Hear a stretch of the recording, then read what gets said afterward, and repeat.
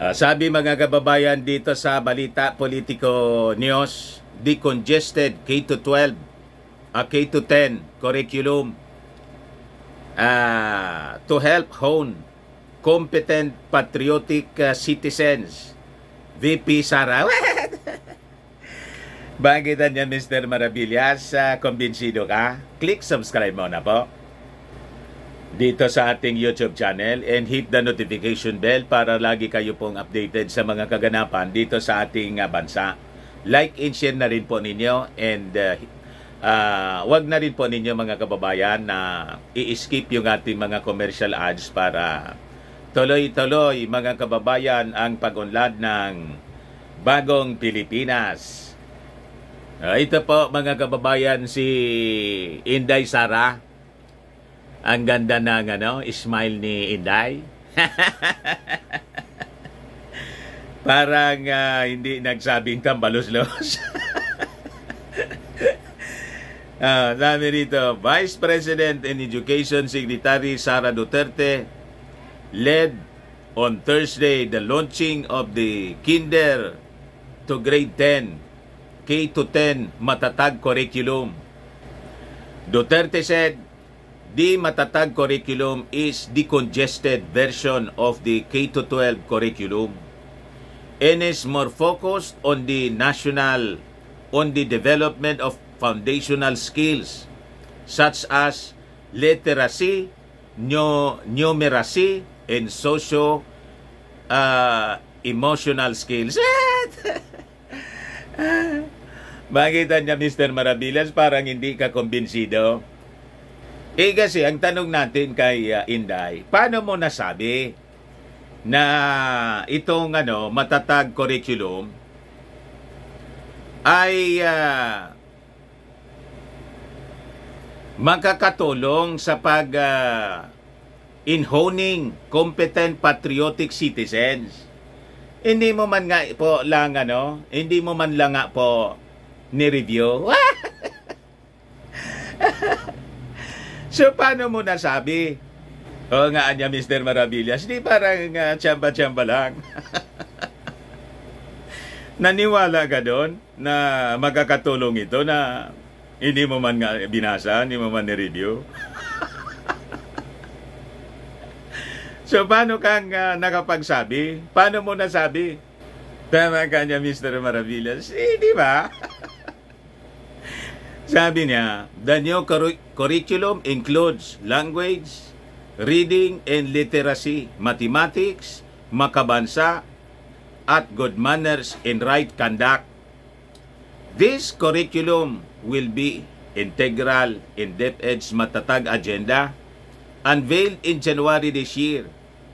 DepEd's track remains to be fundamentally illuminated by the wisdom of our slogan, Matatag, Bansang Makabata, Bansang Makabansa, Duterte said. Paano mo nasabi? Na hindi mo nga ni-review? So, sabi niya,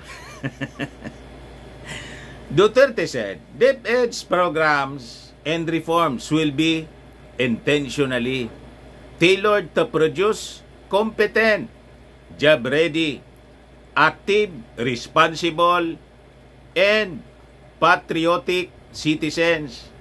Paano mo nga nasabi? Hindi mo man po ni-review. Saan mo kinuha yung inyo pong sinasabi? Ano ang base ng inyong pagsabi? Hindi mo man po ni-review. Ang gulit mo niya, Mr. Maravillas. Di ba tama yung ating mga tanong? Kasi nagdi-declare siya na ito niya magkakatulong. Paano mo nasabi? Hindi mo man ni-review.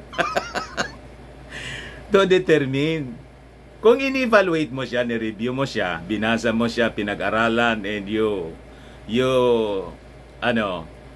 participated in the deliberation, kumbinsido kami. Pag nagsalita ka po tungkol sa na ito makakatulong, kumbinsido kami. Pero hindi mo man po review by your own admission. Kaya yung tanong natin, paano mo nasabi? O bakit itong speech po ninyo na binasa doon, hindi mo rin review? Binasa mo na lang, prepare ng mga tao mo, ng staff mo. Ayun, ito na niya yung babasahin ko. Ayos. Malamangan niya, Mr. Maravillas, ganon. She said the formation of learners' values and the development of their characters will be intensified in adherence to the good manners and right conduct law and the Values Education Act of 2020.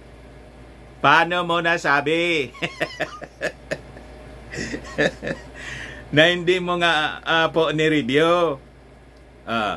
Peace competencies, she said, will also be emphasized in the curriculum in hopes to highlight the promotion of non-violent actions and the development of conflict resolution skills in learners. Paano mo nasabi?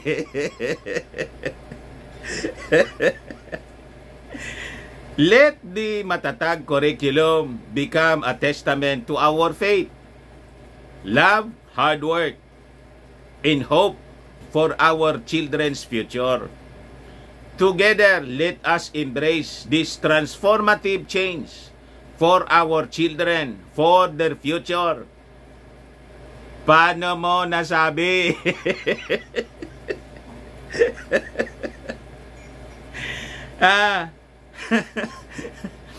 Duterte noted that the new curriculum is a labor of love between DepEd and international and local academics, the private sector, government agencies, and education stakeholders.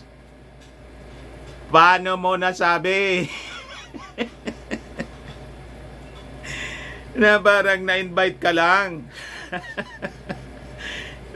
Sa okasyon, wala kang partisipasyon, hindi mo man po ni-review.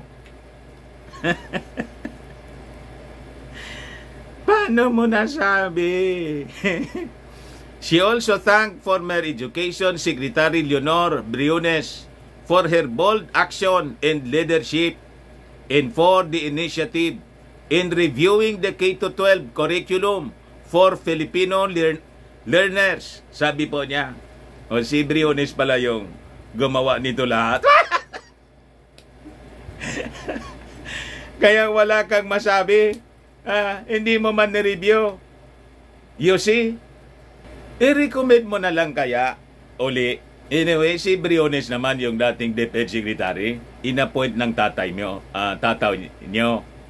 Sabihin mo na lang sa ating Pangulong Bongbong Marcos, anyway, nandyan man si Briones, dating DepEd Secretary. Ayun, may background dito sa education. Siya na lang. Ako, dito na lang ako sa Office of the Vice President. Mas ayos dito. Anyway, yung Office of the Vice President, mas malaki yung intelligence fund, 500 million. At doon na lang ako mag-focus sa pagbibigay serbisyo na binibigay ng Office of the Vice President. May mga sangay na ako sa iba-ibang cities in the country na yung trabaho yung binibigay na serbisyo, duplication po ng LGU. What?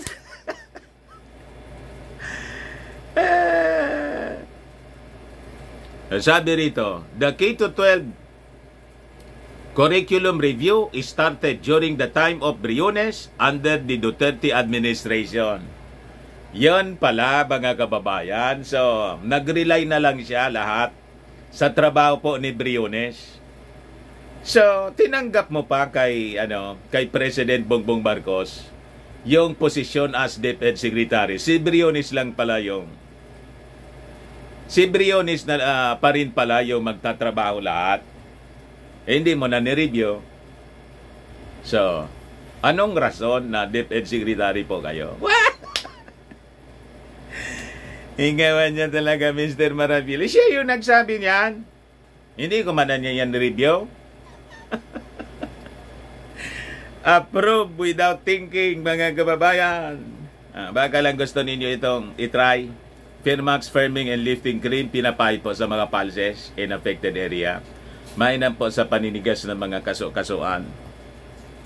Ito naman po, Automax Radiant Serum. Sa mukha naman yung application. Anti-aging po siya. You will look 10 years younger than your age. Sa mga cancer patients naman po, baka lang gusto ninyo itong itry.